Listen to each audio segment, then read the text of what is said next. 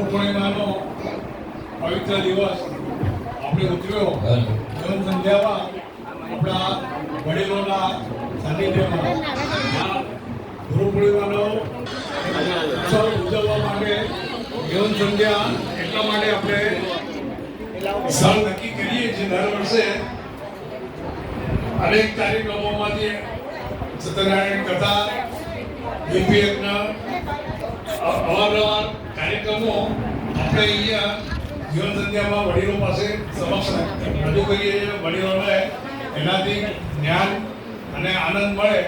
વડીલો અહીંયાથી આ જગ્યા થોડી બહાર જઈ શકવાના નથી, આવો ધાર્મિક લાભો ન મળી શકે તો એ બી આ જીવન સંધ્યાના મેનેજિંગ ટ્રસ્ટી ડિમ્પલબેનના પ્રયત્નોથી, એમના સાથ સહકારથી આવા કાર્યક્રમો આપણે અહીં કરી રહ્યા છીએ.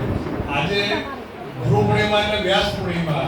વ્યાસજીએ જે આપણી ભારતીય સંસ્કૃતિના જે 18 પુરાણો આ બધા જે શાસ્ત્રોનો રચના કરી અને એ પ્રથમ ગુરુ કહેવાયા. એટલે આજે વ્યાસ પૂર્ણિમા બી એટલા માટે કહેવામાં આવે છે. એટલે વ્યાસ વંદન અને ગુરુ પૂર્ણિમા અમારા ગાયત્રી મંડળના સંસ્થાપક પંડિત શ્રી રામ શર્મા આચાર્યજી, પરમ પૂજ્ય ગુરુદેવ, જેમને તપશ્ચર્યા 24 વર્ષ સુધી 24 લાખ ગાયત્રી મહાપુરુષો કર્યા અને ગાયત્રી પરિવારની સ્થાપના કરી, ગાયત્રી સાક્ષાત્કાર કર્યો અને મનુષ્યમાં દેવત્વનો ઉદય થાય અને ધરતી પર સ્વર્ગનો અવતરણ કેમ થાય એ માટે જે માર્ગદર્શન આપ્યું અને આ પુસ્તકો રચ્યા. અને આજે ગાયત્રી પરિવાર કરોડોની સંખ્યામાં ગાયત્રી પૂજા કરી રહ્યો છે.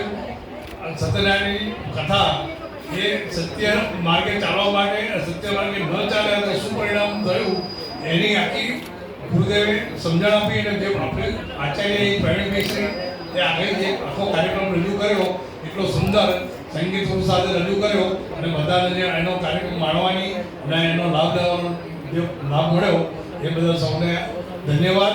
અહીંયા ઉપસ્થિત સૌને ધન્યવાદ. આ બધાના સહયોગના સહકાર પ્રયત્નથી આ કાર્યક્રમ આજે સફળ થયો છે એ બધા. અને ખાસ નાયસ ક્લબ ગિરીશભાઈ એમને બી જે સહયોગ કર્યો અને કોર્ડિનેટ કર્યો આખો કાર્યક્રમ એ બધા એમનો બી ધન્યવાદ. અને એ બધા હાજર સૌને ધન્યવાદ. જય ગાયત્રી.